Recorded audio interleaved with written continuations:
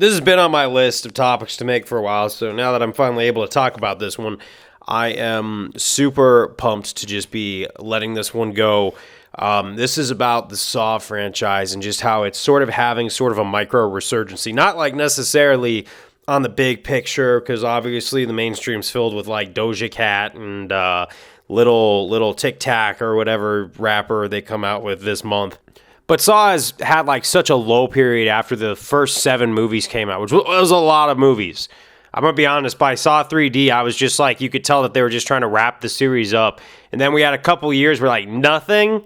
And then it came out with Jigsaw, Spiral, and then they recently had Saw X, which I got to say, out of the first 7, like out of 8, 9, and 10, right, I got to say, Saw 10 actually captured a lot of themes that were missing in the sequels that they were obviously just trying to pump out for like dollars and everything like that. And you could tell that this movie, although you want to make money when you make a movie realistically, you don't want to forget what made the franchise popular, what made the franchise so much money. And you could even tell when you look at the sales of the first 7 movie where the franchise started to dip and when you start to lose faith in the audience. And me, it's very hard to get me to turn away from something. I'm a very forgiving person, very easy to please. So you'll never probably see me be an internet critic that just hates everything, because I try and take the good out of things. But if you ever get that out of me where I just think there's no redeeming qualities, you're probably a special type of low, I hate to break it to you like that, but I'm going to do that. And here's the thing. I'm a guy who wants Saw to succeed. I have a special place in my heart for this franchise because when I was in high school, I had a very isolated existence, and I didn't really take much for granted. And I would look around and see other kids taking things for granted, even though they were like over-socialized, spoiled, and really didn't have a whole lot of reasons to complain, right? But it was almost like I realized people who have more tended to complain more, where people who live more modest existences, or at least something where they were lacking, had a little more appreciation for what they were given. And I'm not talking about this is where I was full-blown, I'm going to just be like John Kramer. No, I was never going to go that way, okay?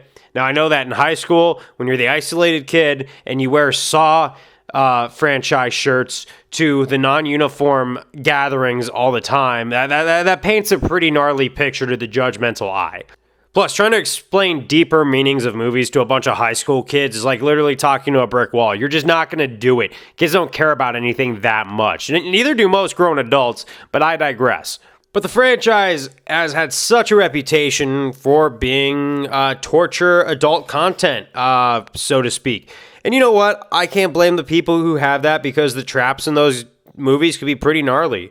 The rack in Saw 3 made me cringe in my seat, don't get me wrong. Now, a lot of them were pretty funny and comical, I guess you could say. But like the ankle break scene at the beginning of the third one, where Detective Matthews took the toilet head and broke his ankle to escape the shackles, and I thought that was worse than actually cutting off your foot. But that made me cringe a little bit. Like anything where things break or something like that. It's pretty jacked up, so to speak. I don't have the stomach for that, or at least I didn't, right?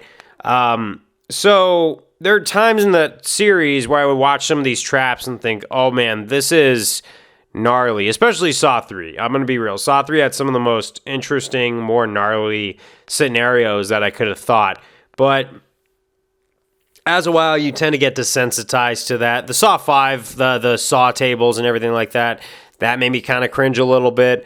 And over time, you kind of just saw them for what they were, movies where it just doesn't bother you, where like sometimes, yeah, it could be disturbing imagery. But let's be a little real right here.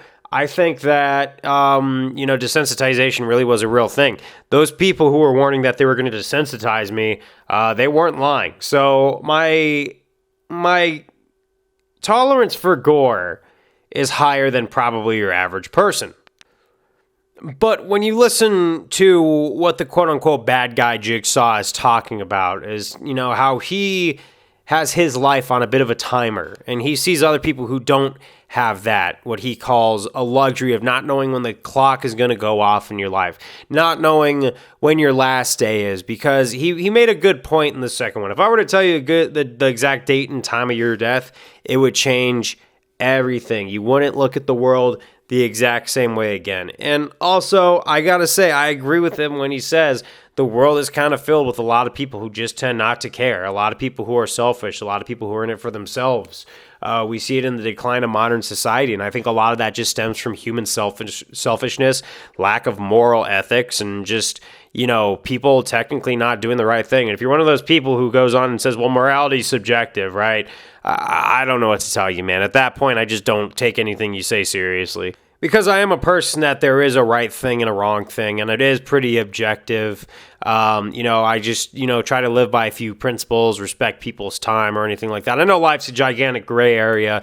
But there's a lot of people who have no standard for their moral code and just tend to do things based on impulse, right? Like I got a buddy who got addicted to a specific substance that starts with F that's very popular, and he had a lot of stuff going for him. He had a wife, he had a kid. No, he didn't have a kid. He had a dog. He had a career. And then he's hitting me up 8 months later because he's in rehab for the 8th time already, and he's basically lost everything. And it's almost just like, when was it ever enough? Like, some people are insatiable. Now, I did cut that guy out, but that's just beside the point. That I, for one, have seen people who do not appreciate their blessings. I've grown up around kids who grew up in very financially well-off homes who just hated their parents every day, even though they were given everything. But it's also like, when you don't get said no to, right? My thing is you should only care about the necessities that much. Anything else, basically extra, right? Now, we all do have our excessive pleasures and our own things that make us who we are, because otherwise, if we all just cared about food, shelter, and survival, we would basically all be animals. I think that having hobbies and having different comforts throughout life is what makes us human, because life could be very overwhelming. You need that stuff. But, when you have a rich friend who doesn't even work out and who just wanted his dad to buy him a Fitbit, and then afterwards he tries to harm himself because a girl didn't want to go out with him or something like that. You just see stuff like that, and you're like, okay, you know what, Jigsaw? I kind of know what you're talking about at this point. But where's all this going? Where's all this personal spewing going? I just hope that, if you can put yourself in your frame, if you have a similar experience like that, right? I think that's a very valuable lesson on valuing your society and looking after your neighbor too, making sure they look after you, having that mutual thing, because in modern society, that's pretty much gone. And with the Saw resurgence, I want the people who follow this resurgence to at least get the right idea about the movie. Not just torture people for vengeance, because no matter what Jigsaw says in those movies, it is personal. I mean, the people he's kidnapping are people who have personally wronged him. Now, if I wanted to play devil's advocate and say that, how is he supposed to know people who didn't wrong him? Okay, fair enough, But people are going to look at that movie and get vengeful ideas, which is what I'm afraid of, right?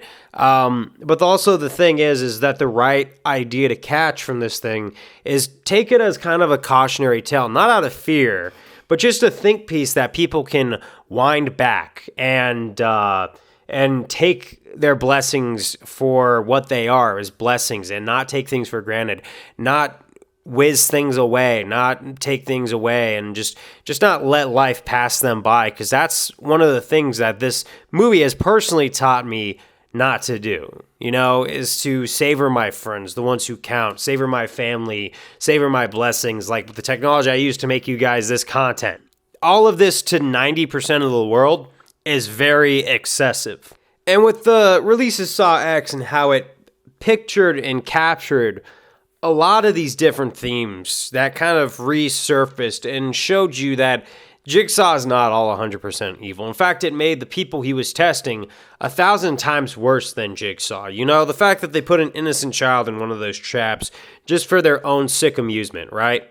When you explore those themes, right, and you have something that actually had some substance, not necessarily the perfect flavor of substance, but a substance nonetheless for Saw X, right? I want to urge the directors to continue deep themes like that going when you do Saw 11, because Saw 11 has just been announced, right? And that was like, okay, now I gotta make this video. I want to make sure when Saw 11 comes out next year, it is done well. It brings me back to the theater, and I want to see exactly everything that went down. I want to be able to watch that movie, walk out, and say that was a ride, just like I was with Saw X. And especially with Saw 12, because they might even make this a trilogy.